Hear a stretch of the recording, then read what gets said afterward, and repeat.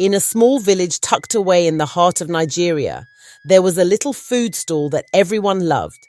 It wasn't big or fancy, but the smell of the food could make anyone stop in their tracks.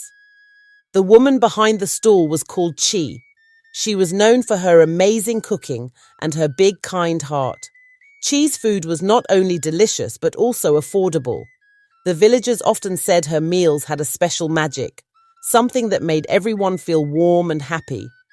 But Chi wasn't just a great cook. She was a kind soul who never let anyone go hungry. If a child passed by without money, she would smile and say, "Come, eat and grow strong. The world is yours to conquer." She would serve them a big plate of food, ruffle their hair, and send them on their way. Every day, Chi woke up at the crack of dawn to start cooking. Her hands were always busy making jollof rice, spicy pepper soup, fried plantains, and all sorts of tasty meals. Her stall became a gathering place. Children came not just to eat, but to feel the warmth of her kindness.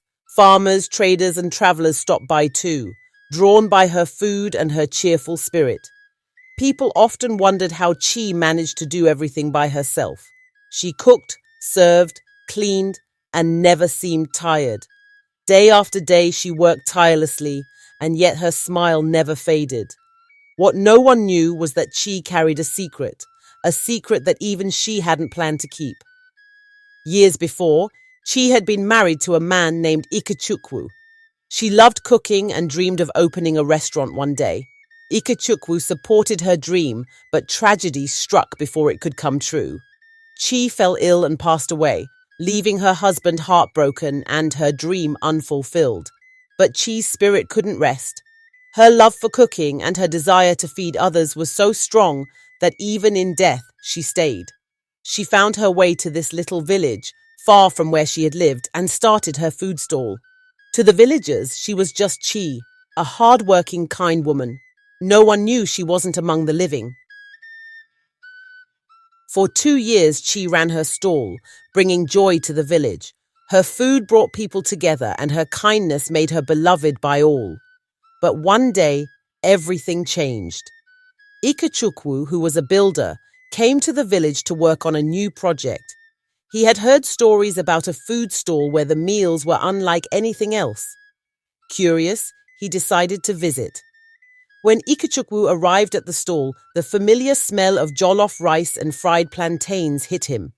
It reminded him of home, of Chi. He sat on a wooden bench and waited for his turn, watching the woman behind the counter. When she finally turned to him with a plate of food, his heart stopped. It was Chi. She looked exactly as she had when he last saw her. Kind eyes, gentle smile, everything the same. But how could it be? He had buried her with his own hands. "Chidinma?" he whispered, his voice shaking. Chi froze, her smile vanished, and for a moment the whole world seemed to stop. She stared at Ikechukwu, her eyes wide with shock, and then just like that she disappeared. One moment she was there, apron tied around her waist, holding a plate of food. The next, she was gone. The scent of her cooking lingered in the air, but she was nowhere to be seen. Then the stall collapsed. The wooden planks fell apart, pots and pans rolled to the ground, and plates shattered. The lively, cheerful food stall was reduced to rubble in seconds. People screamed and ran, unsure of what had just happened. Ikechukwu sat frozen, staring at the empty space where his wife had stood. Tears filled his eyes as he realized the truth. Chi's love for cooking had been so strong that even death couldn't stop her. She had stayed to fulfill her dream, feeding the hungry and bringing joy to others. The village was never the same after that day. The children mourned the loss of their beloved Chi, and the villagers whispered stories of the spirit who had fed them with so much love. Some claimed that on quiet nights, when the wind blew softly, the scent of Chi's cooking still filled the air. As for Ikechukwu, he never spoke of what he had seen, but every now and then, he would visit the spot where Chi's stall once stood. He would sit there, close his eyes, and remember her laughter, her warmth, and the taste of her cooking. Chi's story became a legend in the village, a tale of love, kindness, and the unbreakable bond between a woman and her dream.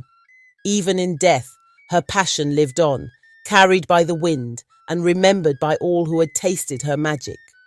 Make sure to subscribe to hear more fascinating African folk tales where each story comes with a powerful lesson. Thank you so much for watching.